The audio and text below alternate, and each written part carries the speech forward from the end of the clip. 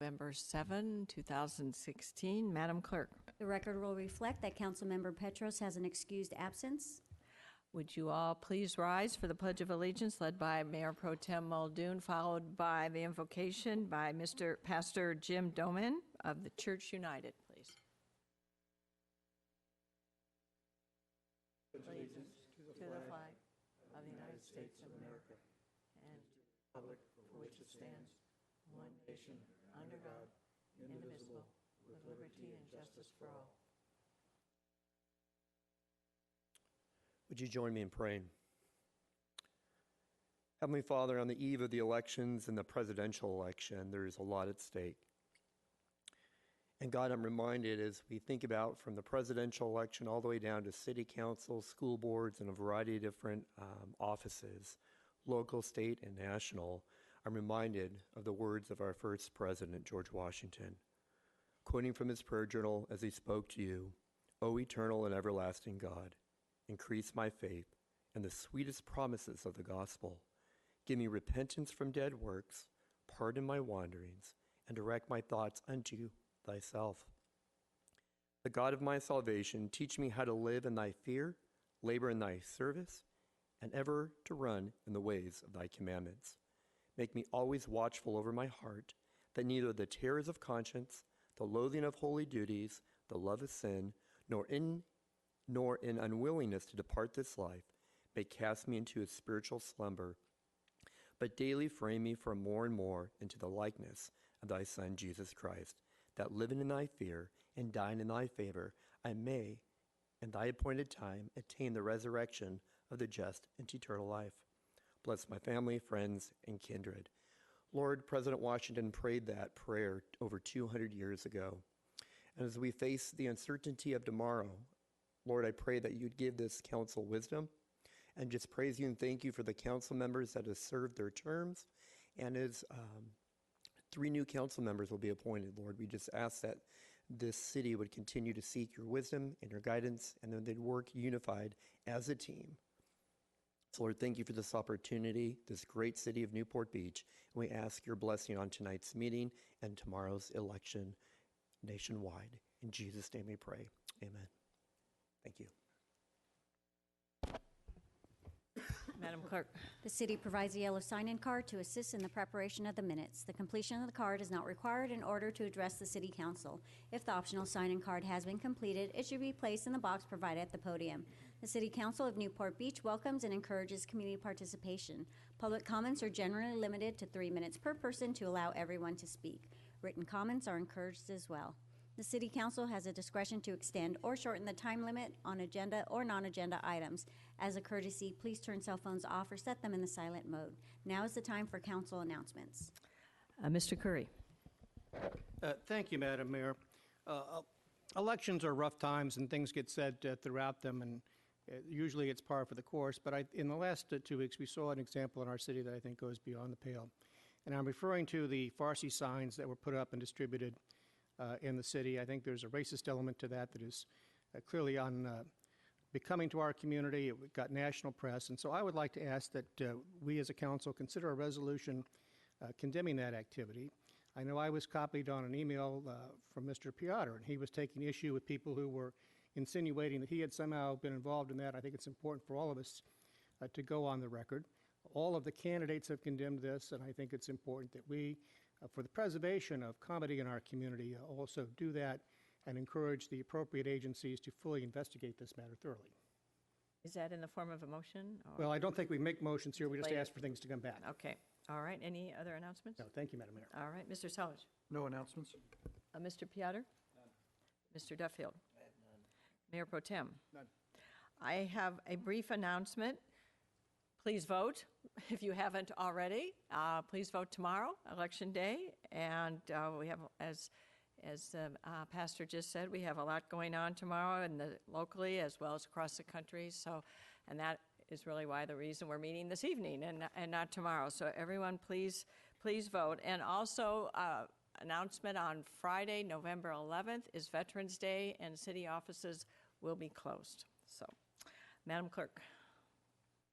This is the time in which council members may pull items from the consent calendar for discussion. Those are items 1 through 8. Public comments are invited on consent calendar for members of the audience. Speakers must limit comments to 3 minutes. Before speaking, please state your name for the record. If any item is removed from the consent calendar by a council member, members of the public are invited to speak on each item for up to 3 minutes per item. All matters listed under consent calendar are considered to be routine and will all be enacted by one motion in the form listed below. Council members have received detailed staff reports on each of the items recommending an action. There will be no separate discussion of these items prior to the time the City Council votes on the motion unless members of the council request specific items to be discussed and are removed from the consent calendar for separate action. All right. Mr. Curry? Mr. Solis? No items. Mr. Piotr? Number 8, I'd like to pull it, please. Mr. Duffield? Mayor Pro Tem? And I need to recuse myself on item number 3. And Mr. Duffield, I think you do too. All right. All right. May we have a motion? Yes. I move the balanced consent calendar items 1 through 8 with recusals on item 3 from Mayor Dixon and Councilman Duffield, with item 8 pulled by Councilman Piotr, and it looks like with clarification on item 6 from staff.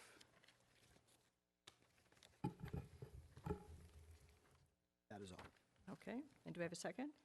Second. All right. Let's go to the public on item number 8.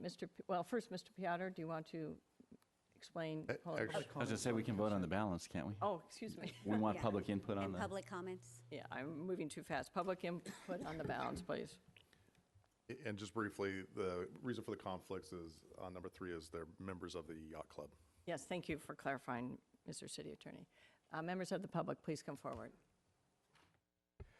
Mayor Dixon and members of the council, my name is Jim Mosier.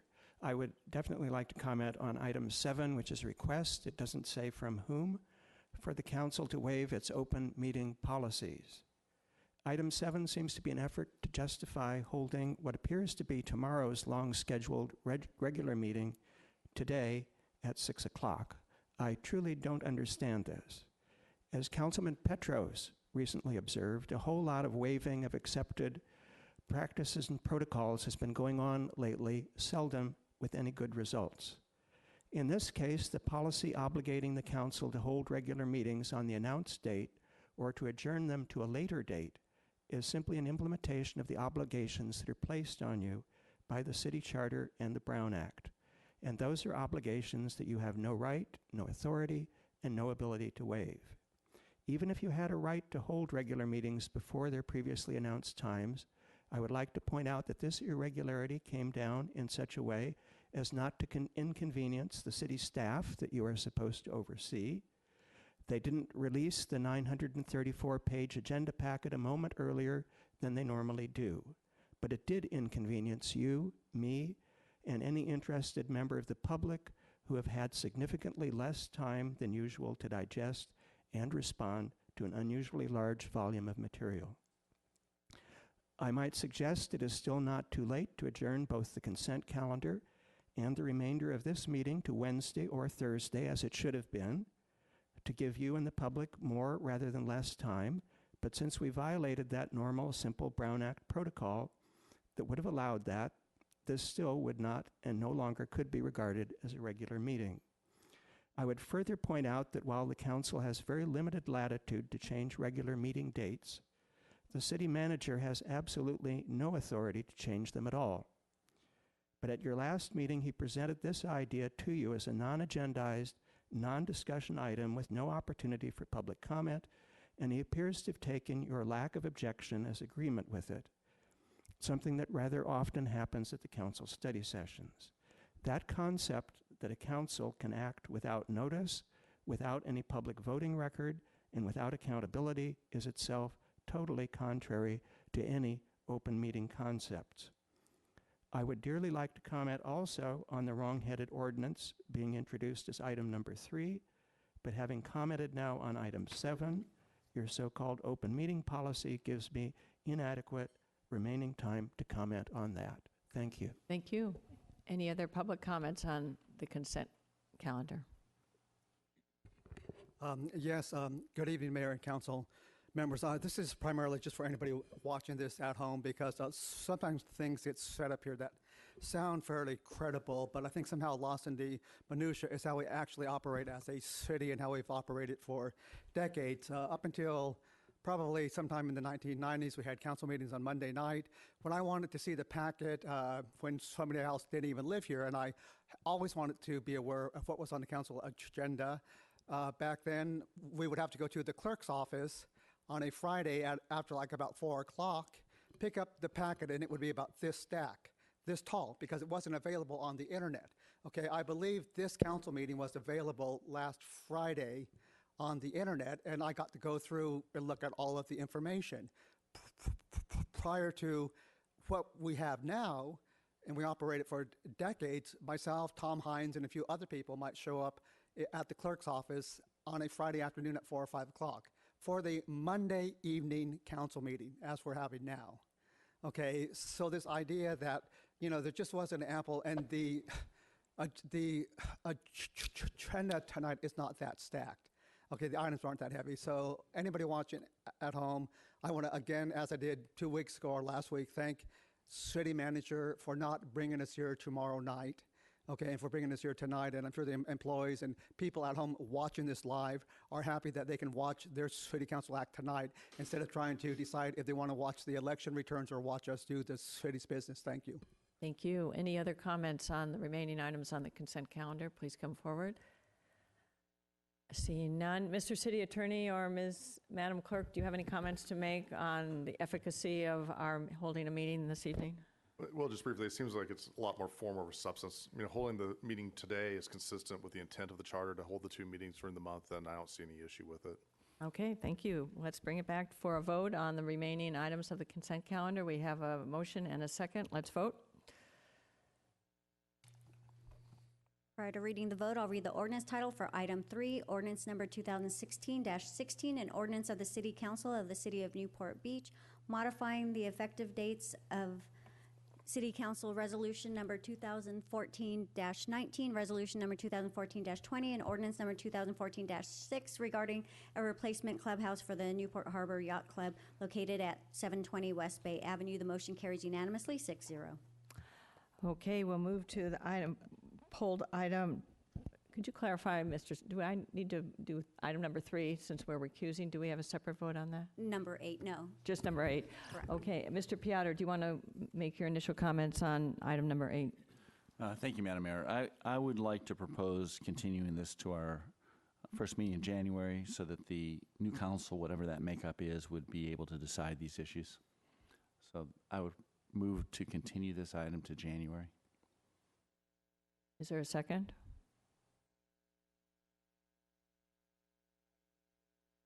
Second. Let's go to the public. Any comments in the public on item number 8? Please come forward. Seeing no comments from the, please come forward.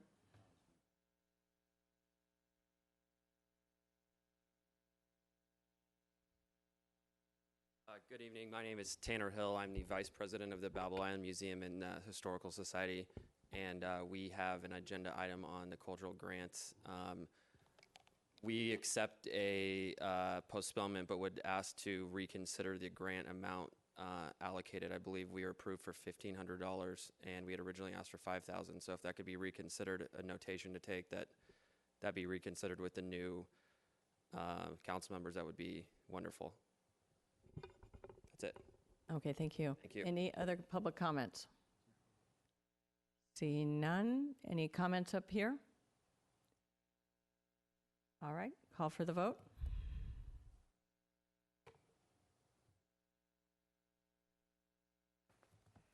They didn't vote yet. One moment.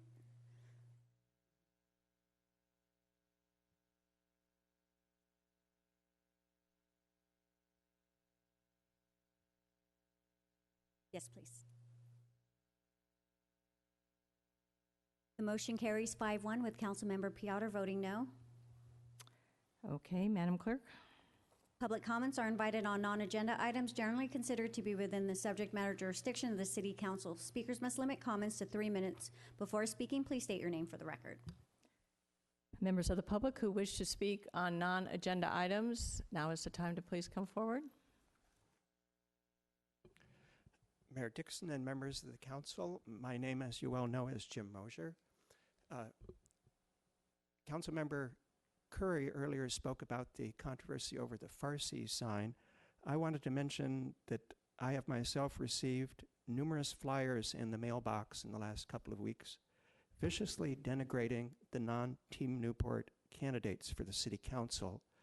And I do not recall receiving any mailers similarly denigrating what might be called the Team Newport candidates. This one, I think, was one of the most uncalled for and farthest beyond any line of decency that I can imagine that I found in my mailbox, which makes running for office in Newport Beach truly unpleasant. I fully appreciate that free speech, and especially free political speech, is a cornerstone of American democracy, but not all speech is good or productive speech.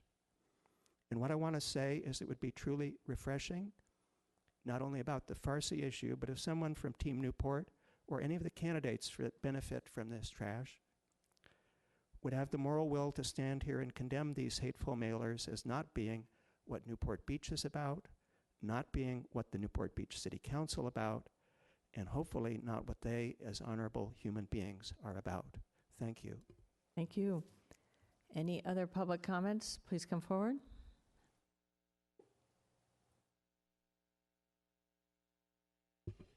My name is Bruce Boyd, 107 Highland. I wanted to speak for a couple minutes on the issue of designating unleashed dog areas in the county. My goal here is not to provide all the information and stuff that we have. My goal here is to basically outline some considerations that we have, and I would like to figure out how to get on each person's calendar individually so we can spend some time and talk about the concerns of the neighborhood, because right now I represent about 75 people just from Orange down to the area in question. The dog beach got carried away. It was one of those things that just kind of went crazy. We didn't have an opportunity to really weigh in on it. It seemed like everybody that had a dog was in favor of this.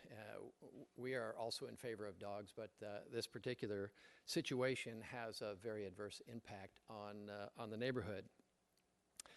So there was kind of a de facto notice of a dog beach, I think represented by Mr. Glenn, who was probably looking for some kind of a voting issue where he could see if he could generate some votes. Michelle Steele got on board a little bit, feeling like she had some votes there too. There was no alternatives discussed, no real representation from the neighborhood. I think a lot of people are weighing in on this, but not very many people from the neighborhood are getting the opportunity to do that. So I think some of the support that was shown by the members of the council for the beach was a little premature, and we're going to have an opportunity to redress that, I think.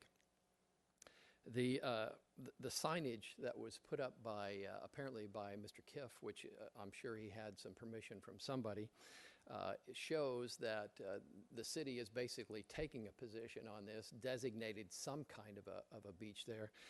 And this is getting to be a very controversial issue, and I would caution Mr. Kiff.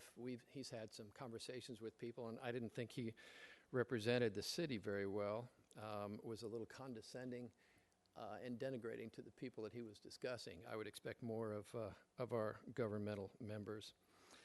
So the current neighborhood over the last couple of months has been trying to work with this situation. We are getting inundated with lots of dogs.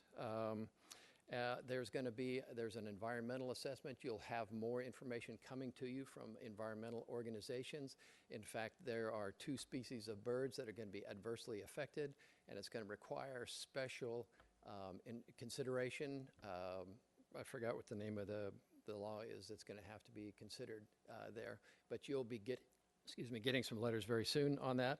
There's some legal issues. There seems to be some selective enforcement of leashes or not leashes, whatever that's going on. And we're doing some research on property values. We've already noticed some property value denigration here. That's very important to the people that live in the area. So if you could just wrap it up in your final sentence, please. I'm wrapping. So I look forward to speaking with everybody individually. We have a great big packet of information that I think will be very enlightening, and I appreciate the time. Thank you. Thank you very much. Any other public comments on non-agenda items? Seeing none. Any more comments? Did you want anything, Mr. Curry? Okay. All right, we'll proceed on oral reports from City Council and committee activities. Mr. Curry. No reports. Mr. Selich. No reports. Mr. Piotr. No report. Mr. Duffield. I have none. And Mayor Pro Tem? None. Okay, let's move into public hearings. First item number 9, Newport Coast Annexation and Development Agreement Extension. Ms. Brand. Yes, good evening, Mayor Dixon, members of the council. The staff recommendation is to continue this item to November 22nd. So there is not a staff report contained within your packet for you to take any action this evening other than to continue it to November 22nd. We're still negotiating the terms of the agreement. We needed the additional time. Okay, any comments up here before we go public? Any members of the public would like to speak on this postponement to November 22nd? Mayor Dixon and members of the council, my name again is Jim Mosier, and I am glad to see this item may be continued.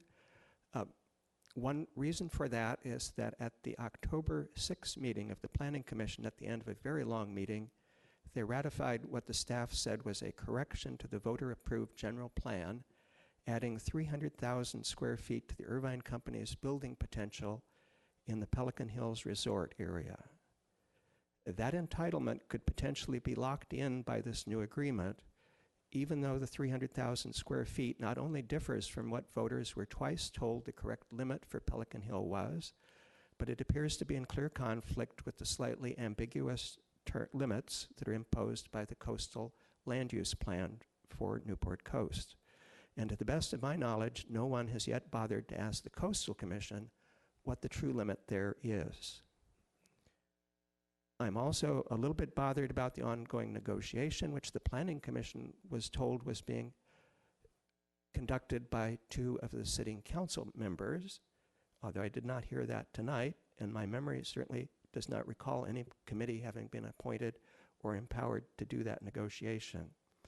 In any event, I concur with the request for the continuance and would actually suggest it perhaps be continued even longer until the Coastal Commission can weigh in on what the correct development limits are. Thank you.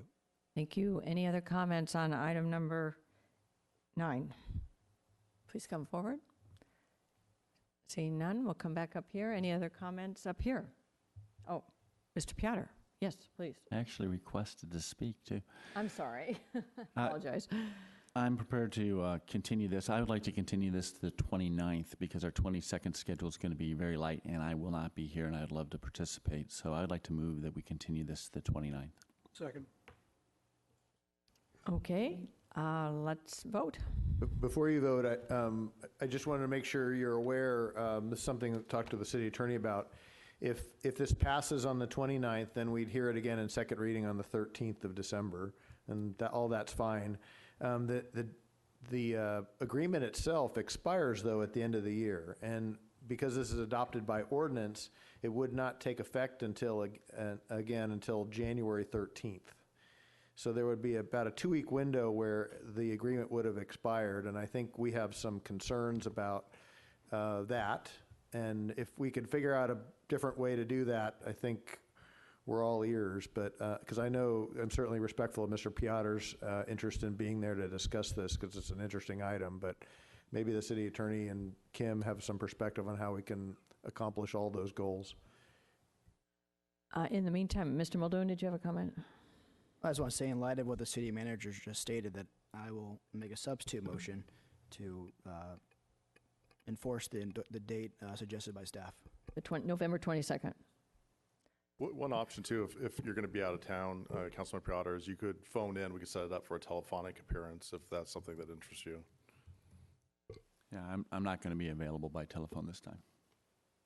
Okay, so the current motion is to retain it November 22nd. Madam Mayor? Actually, there was no second to that, so that's, All right, we have a second. What is the difference between the 22nd and the 29th in terms of being on the agenda for the 13th? The idea would sorry, be we- we go the 22nd and then back on the 29th? Is that the Exactly, rule? Okay. yeah. I'll second Mr. Muldoon's motion. Okay. Any other comments? Let's vote. On Mr. Muldoon to keep it on, a motion to keep it on the 22nd. All right.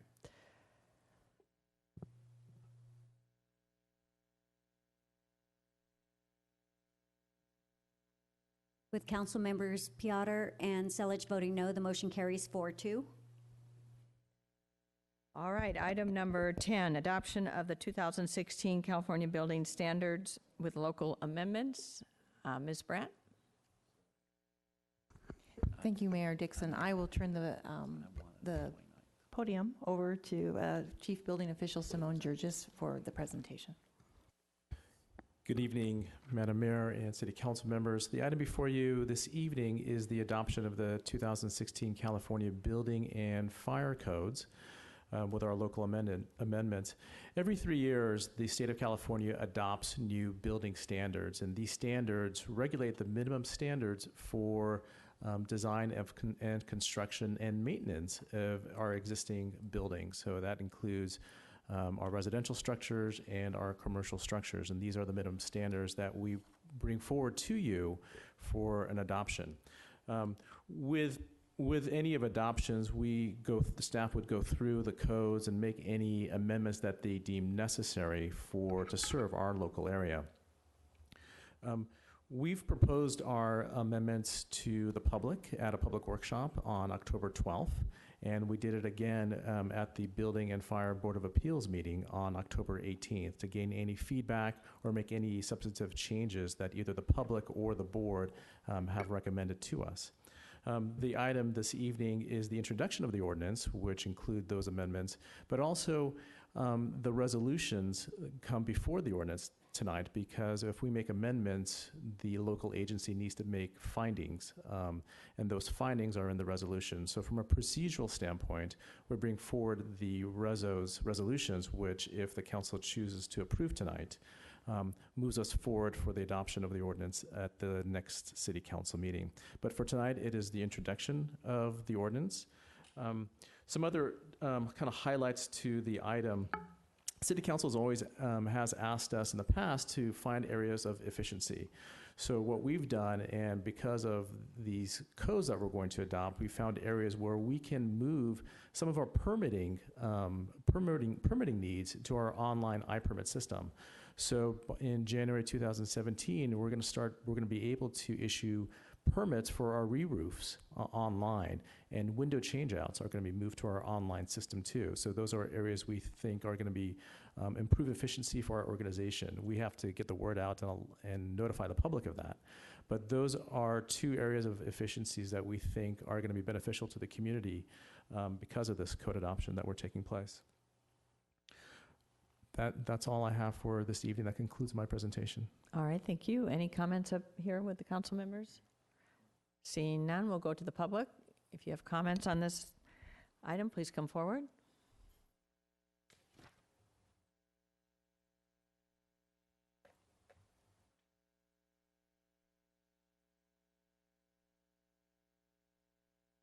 My name is W.R. Dildine. Live down in the Balboa Peninsula. I've owned property here for over 50 years. I've been a licensed general contractor for the same length of time, electrical contractor, and I served 30 years on a state commission dealing with public works. I am very upset with the presentation for this code compared to what was done before. I went to the October 12th meeting. I believe I was the only resident there that raised his hand. Anxiously, I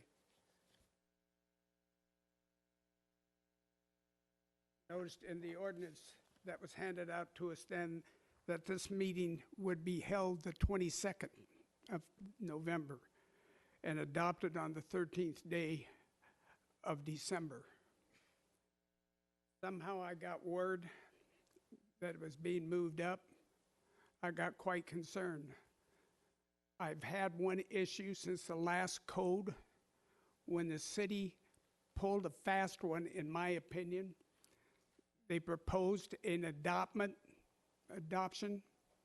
of an amendment putting single-family dwellings and duplexes in the administrative section. It's circumvention, in my opinion, and talking with the Building Standards Commission, who overlooked it, didn't see there was no finding for that particular item. I included that packet that I don't know if you've all looked at. That wasn't really enforceable. I got caught up in it this year. After a lot of people. What irritates me more is to come into City Hall and, like, when I come to get this particular permit, what are you getting a permit to do that for? There's an awful lot of work going on in this city, at least down in the Balboa Peninsula, without permits. It's a sad state of affairs. Now, if I can go on, why are we waiting so late in the year? Does it take 5 months to review the publication?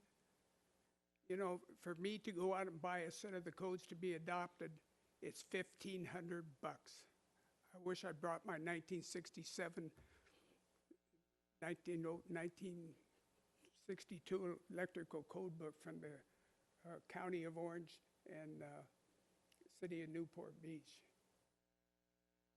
You've got to adopt the thing. Last year, legally, you lost 13 days because you, I believe, sent it in on the 4th of December, and the state didn't respond until January the 13th. It went into effect, but you couldn't enforce it, so you have a lapse. If you don't do something now, it's going to be worse. But I'll guarantee you, I was in contact with the State Building Standards Commission and the housing people 3 times today, and I'm sorry I have such a tough time. I can't write two-handedly. Get up at 6 o'clock in the morning. If you try to get me to talk or walk after 10:30, 11 o'clock, I have problems.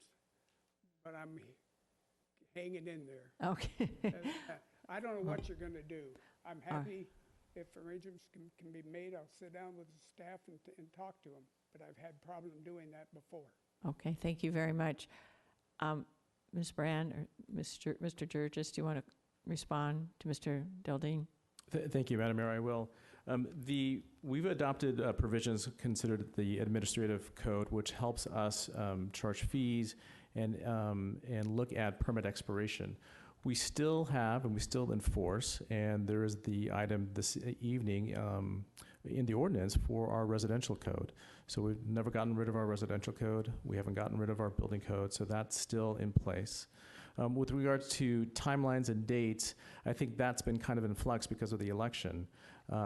We have properly noticed our items for this evening, and we're going to properly notice the items for the November 22nd.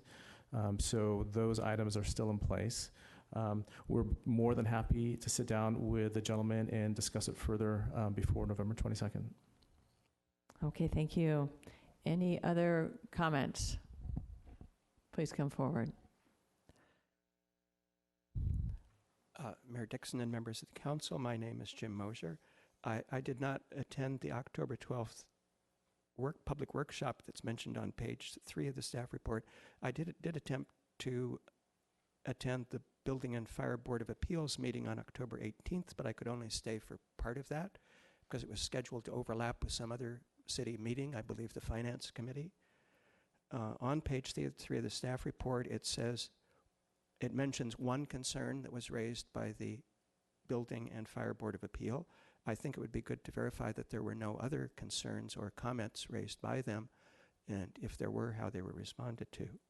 Thank you. Thank you. Any other public comments? Please come forward. Seeing none. Staff, any other wrap-up comments would you like to make? No, that's all. Thank you. All right. Any comments up here?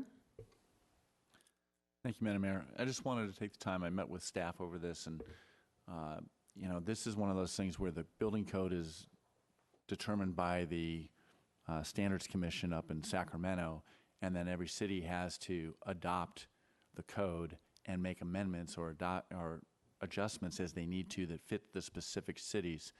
And a lot of cities take advantage of this, and they put a lot of things in there that they like, that they wish the Building Standards Commission had put in, and not just address specific or peculiarities to this city only.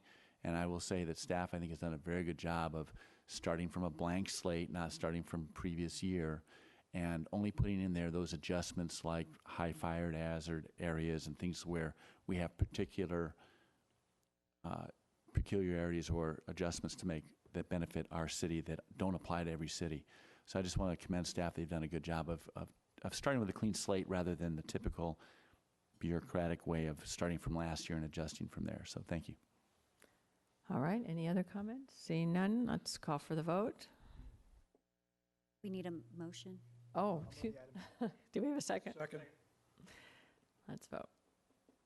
Prior to reading the vote, I'll read the ordinance titles. Ordinance number 2016-17, an ordinance of the City Council of the City of Newport Beach, California, amending Title 15 of the Newport Beach Municipal Code to adopt amendments to Chapter 1, Division 2 of the 2016 California Building Code designated as a Newport Beach Administrative Code, to adopt the 2016 California Historical Code, the 2016 California Existing Building Code, the 2016 California Green Building Standards Code, and the 2016 California Energy Code, and to adopt with local amendments to the 2015 International Property Management Code, Maintenance Code, the 2016 edition of the 2016 California Building Code, the 2016 edition of the California Residential Code, the 2016 California Electrical Code, the 2016 California Mechanical Code, and the 2016 California Plumbing Code, and ordinance number 2016-18, an ordinance of the City Council of the City of Newport Beach, amending Title 9 of the Newport Beach Municipal Code to adopt the 2016 California Fire Code with local amendments, unanimous 6-0. Thank you for reading that. All right, item number 11, the Local Coastal Program Implementation Plan. Ms. Brand? and Thank you, Mr. Mayor Dixon. I Alford? don't know if I can follow up on Ms. Brown. Very, very well spoken for a lot of information. This is a follow-up to your study session, your last study session on the city's local coastal program process, and we gave a very detailed staff presentation at your study session. We can go over that information again if you would like, and we are prepared to do that. I did want to give an update on what happened at Friday at the Coastal Commission hearing in Half Moon Bay, where the city had an application in to reestablish our categorical exclusion area for the city, and it was unanimously passed by the Coastal Commission on a 12-0 vote. We were very happy to reestablish that order, and that order simply states that for properties that are zoned R1 or for duplexes, single family or duplexes, with some exceptions, that if they fall within certain parameters and comply with the new implementation plan, that they are not subject to a coastal development permit. And that mirrors almost exactly what we have in place today, except that the reference is to the city zoning as opposed to the new implementation plan. So that vote was unanimous. It was required by state law to be at least a 2/3 vote, so we were very pleased to get that result. So that is the final action that we felt was necessary for the City Council to have information on prior to you taking any action on the proposed implementation plan. We wanted to make sure you had a complete package, understood the ramifications of going forward with the implementation plan in terms of what it would need for, in terms of permitting requirements for the community located within the residential zone, and as well as the other properties. So with that, we can give an overview of what the information that we presented to you previously, or be available to answer questions. Mr. Selich, do you have any comment to make? Yes, thank you, Mayor. Well, after at least 13 years of working on this, I'd like to move the staff recommendation and compliment the staff on all their work on it, particularly Patrick. I'll second. Lived and breathed this for the last 13 years, too. We had our ups and downs and went sideways a number of times, but he kept plugging away at it. And I don't know what we're going to do if he ever leaves the city and who's going to interpret this damn thing. But, you know, and also just commend the staff for keeping the categorical exemption. I think that was really an important element of this. And I'm really proud of all the hard work that they've done on it. Very good. Mr. Curry. Thank you, Madam Mayor. I would just also add my congratulations to the staff for the great job in pulling this together finally. It's been a tremendous amount of work. But I would also like to commend former Mayor and Councilman Selich for his leadership over the years on this issue. He's really been a stalwart. He's been standing up for the homeowners on this issue, and I think the result that we have tonight is a result of his good work. I agree with that. I also want to offer my congratulations and commendation. I did look at every page of that, and that is an amazing amount of work, and it is momentous and a significant accomplishment for the city. I do have one question of both of you. How does this new responsibility, thankfully, that we will have at the city level affect the processing of applications that I guess used to go to the Coastal Commission, now will be processed here? I mean, you used to spend a lot of time at the Coastal Commission in Long Beach. Do you see it affecting your workload and staff demands? How will that work out? Well, that's a very good question, and yes, it will have additional work implications for city staff, which we will absorb with our current resources. But it's important to note that we are already processing these projects in terms of ensuring compliance with local ordinances, our current zoning. And before anything goes to Coastal Commission, it's already reviewed in concept and approved in concept by the city, whether it's over the counter or whether it goes to our Planning Commission or even to you. So there's already staff time involved. What we are now adding as part of a concurrent process will be the coastal development permit aspect of it. So it'll be one more layer that will be streamlining and running through, as I said, concurrently with the city process, because it will be all under our jurisdiction. We will be coming back to you on the 22nd with a proposed fee for that additional work associated with the coastal development permit. There will be separate findings, a different type of noticing, and for posting the property, but also for notifying the Coastal Commission. So we're going to want to account for those costs. But otherwise, we feel that it's something that we'll be able to absorb as part of the overall project processing. And to our residents, it's a huge benefit because we'll be able to do it concurrently, where presently it's done sequentially. They have to go through our process first before they can even approach coastal staff. So that will be a huge time savings and money savings to our residents and community members. Oh, very good. We also have a committee, don't you, that you've been chairing, Local Coastal Plan. Does that go away? I think so. Oh, so we're simplifying. Well, I'm sure we'll find something for them to do. Well, I also want to offer my sincere appreciation to Councilmember Selich for his tireless work on this and the progress that's been made. So thank you very much. Mr. Piotr. Yeah, I was going to chime in too. For those in the public that aren't familiar with this, we have a general plan and zone change and a zoning document for the city. And in fact, this is the zoning aspect of the Coastal Commission and the land use plan, which was approved before, which is the comparable general plan. And like you say, we're eliminating that stop at the Coastal Commission for practically every, certainly every project that complies with the zoning. If there's a major project or one that doesn't comply with zoning, that of course will continue to go through. But the categorically exempt aspect of it, we have a great section of the county or the city that does not require the Coastal Commission. In fact, Coastal Commission, it's a hands-off area.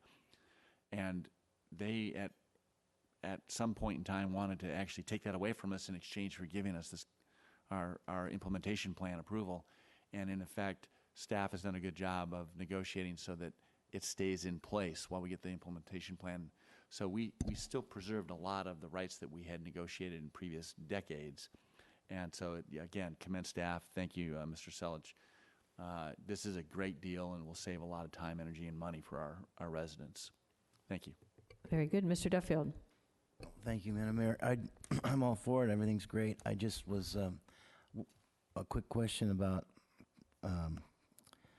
the gymnastics of it. So with the RGP 54, we have this ability to get things done a lot more streamlined, but we still have to submit it to the coastal for them to rubber stamp it, essentially, when they're not supposed to, So is that the case here too, where you still have to you put it all together and then you send it up there and then they say good, and then, or is it going to be better than the RGP 54?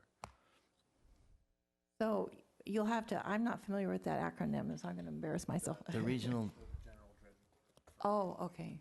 So Sorry. that's in the water. Yeah, sorry. I'm the water guy. Yeah, the water guy. Of course it's in the water. How silly of me. So the Coastal Commission will retain permit authority in the water. So all the piers and the docks and any activity within the water will remain under Coastal Commission Yeah, authority. We don't have the ability, it's I get original. that. No, I understand all that. The question is, the applicants still have to submit their permit to coastal, even though the regional permit covers, kind of speeds it all up. And so I don't know how much longer it is, a week or two or whatever it is. They don't take very long, but is this one, does that have to go through that same thing? My question's not very important. I just No, thought it was. I'm sorry, Dave, but no, it would not. We would have permit authority, so we would be issuing the permit, Great. and it would not Great. have to go to the Coastal Commission to be rubber stamped. Again, anything that's on land, right? So the homeowner applies, stays with the city, but our poor friends in the harbor, that will have to go to the Coastal Commission ultimately. Okay. I'll open it up to the public. Any comments on item number 11 on the local coastal program implementation? My name is Dennis Baker, and I can't pass up an opportunity to say something really positive because I come up here and beat you up occasionally. So thank you very much, Ed Selich. The water and our coastal and what's happening there is very important to me. You know that. No plan's perfect, but I compliment you and thank you for the great amount of effort you've put in over many years. Thank you, the staff, Patrick especially, for the same thing. As has already been set up here, it was a tremendous amount of work, and no plan's perfect, but I'm very, very happy to see this finally come to fruition. Thank you very much. Thank you. Yes, good evening, Mayor and Council members. My name is George Schroeder. In 1987, I bought a piece of property on 35th Street. It was the fifth piece of property I bought. I've lived there ever since. So I guess I've lived within the Coastal Commission jurisdiction and owned property there the whole approximately almost 30 years I've lived here.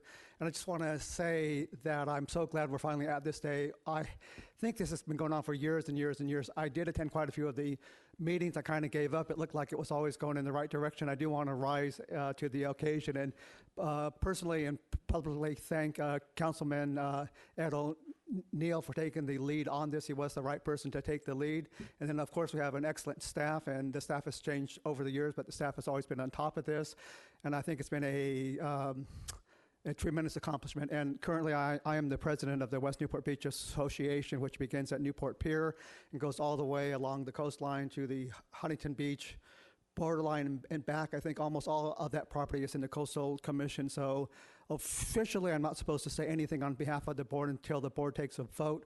But I'm hoping at my next board meeting next month, I'll get the board to pass a proclamation thanking the city staff and council and in particular for this great accomplishment for all the property owner and the residents. I think it's a net win. As a real estate broker, we oftentimes have clients who will buy a piece of property down here. Their intent is to redevelop it, and just the holding time when you buy a piece of property for $3, $4, $5 million, and then you have to hold it a year or two, the holding cost, and you can't build. So if this takes just a year, I mean, time is money. So this is a huge financial advantage for people who want to make improvements down here. So again, I can't say enough positive things. Lastly, I didn't come up here because I usually beat you up. I don't think I say things that are negative or positive. I just like to come up here and tell you what I'm thinking, and thank you very much. Thank you. Very nice. Any other public comments? Please come forward. Madam Mayor, council members, John Erskine with Back Bay Landing. And I also want to commend the staff and commend Council Member Selich for the great work on on the IP and on the LCP over the years. Our client wanted us to just come up and, for the record, state that even though in listening to the discussion, the committee will go away, Councilman Selich will go away. Hopefully, maybe he'll come back someday. But some of these coastal issues, I can assure you, won't go away.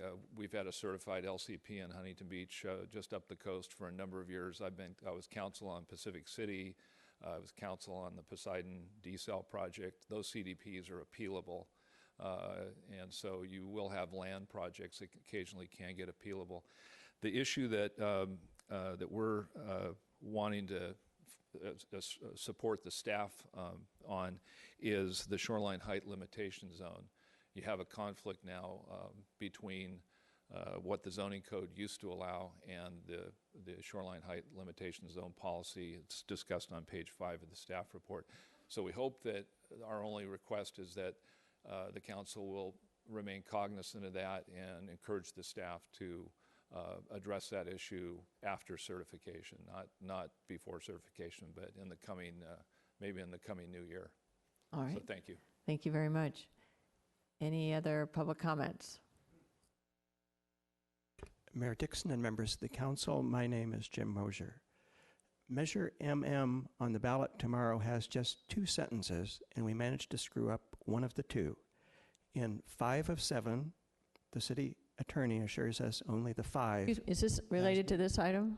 Yes, it is. Okay. Because this document, I would guess, has 6,000 or more sentences in it. And from a spot check, many of them are also screwed up, but apparently, like Obamacare, the attitude seems to be, let's hurry up and adopt this and then figure out what it says. At your October 25th study session, city staff seemed very proud of the 27 local meetings at which the plan was aired. But I would point out that, like tonight, at none of those did members of the public have more than 3 minutes to comment on hundreds of pages of legal text, and the so-called public workshops, at those the public saw only interpretations and promises of what the plan was intended to achieve without ever looking at the actual text that was claimed to achieve those promises. Since then, we understand the Coastal Commission has changed 146 of the 191 sections of the text. I think it's safe to guess that the great bulk of that language was approved on faith by the Coastal Commission, with very few of the commissioners bothering to actually read much of it.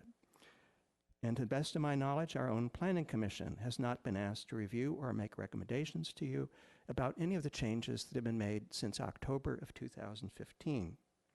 And I suspect it's safe to guess that few of you, with the exception of the mayor, have had the time to thoughtfully review more than a very few of the 589 pages of redlining that are before you tonight. Those happy with rubber stamping imperfect laws written by imperfect bureaucrats will be happy with this, but given the process, I don't think it's surprising there are many misconceptions. Chair Kinsey of the Coastal Commission thought it would relieve coastal staff of the obligation to review and issue permits for construction in Newport Harbor. As we've just heard, he is not correct. Apparently, this does not allow that. Just yesterday, the Daily Pilot quoted city staff as assuring the public that, quote, in all cases, permits issued by the city council will still be appealed, can still be appealed to the Coastal Commission, end quote. I'm pretty sure that's not correct either.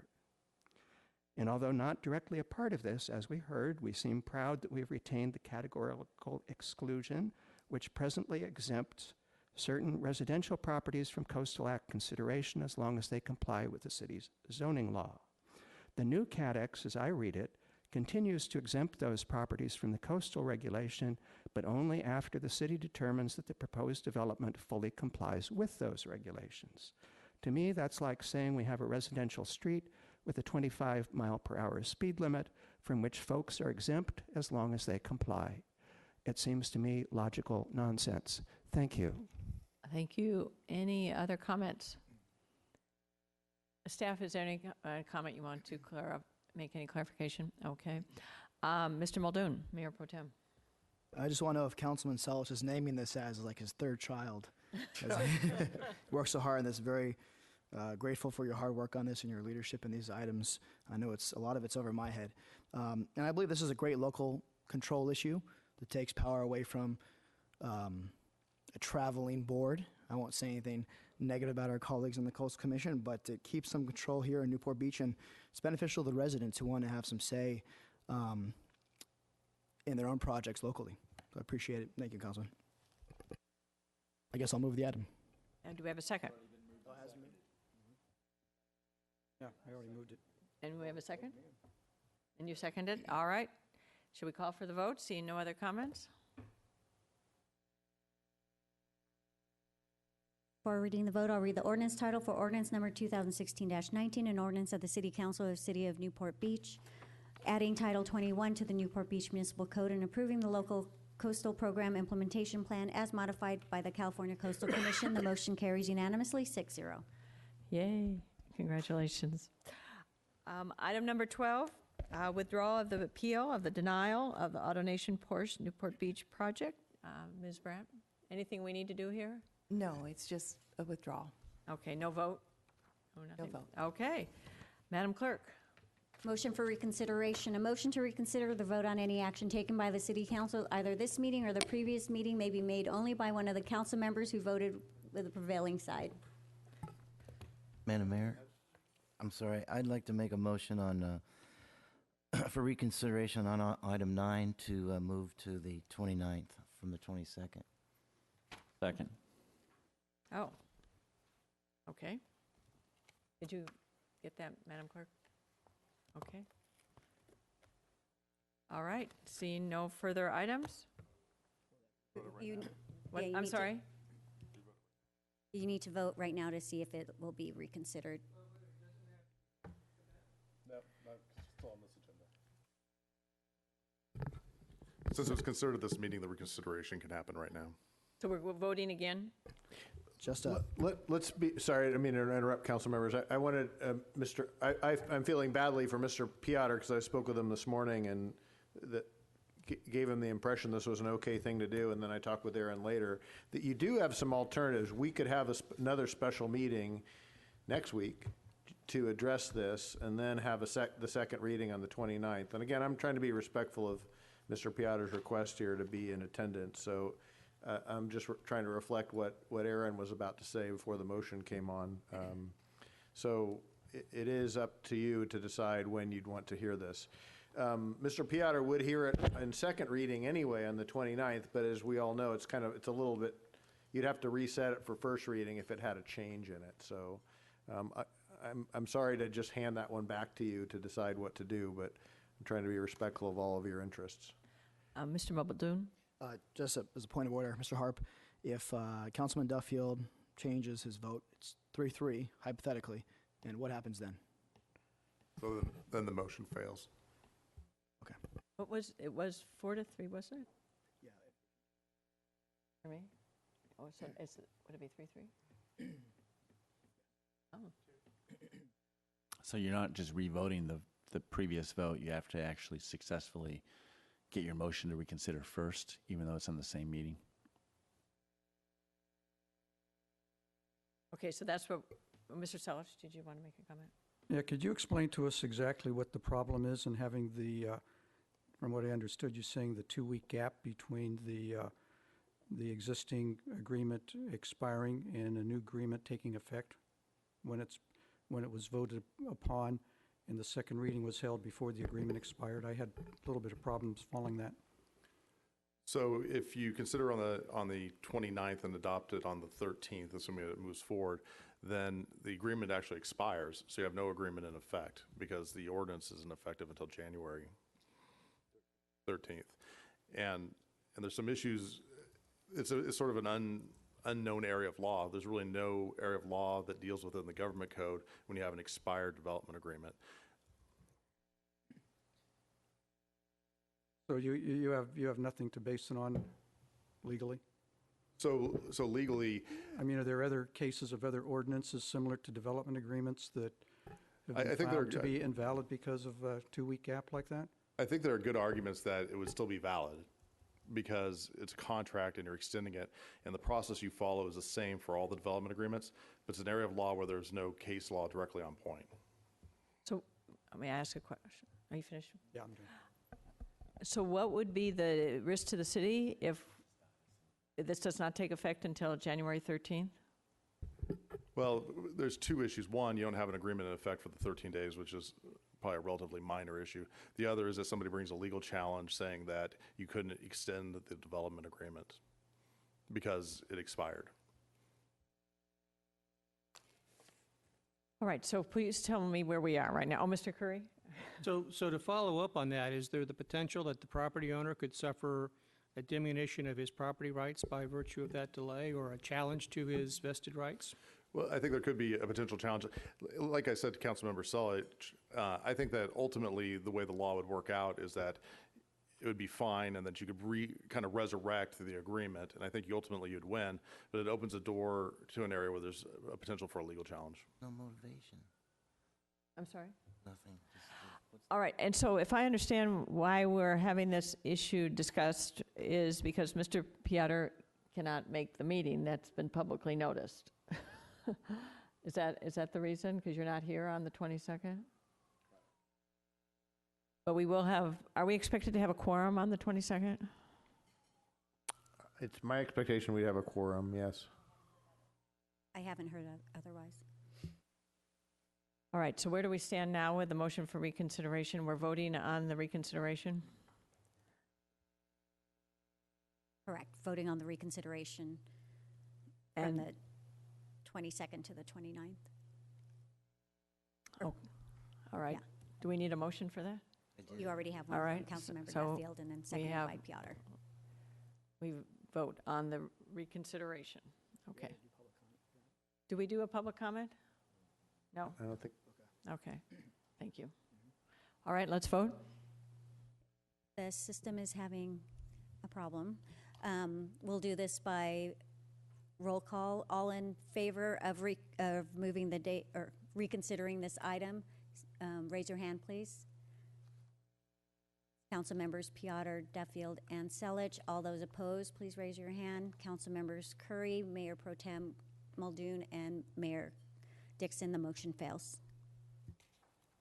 Which means it's on the 22nd. Okay, With remain. a second reading on the 29th if it passes.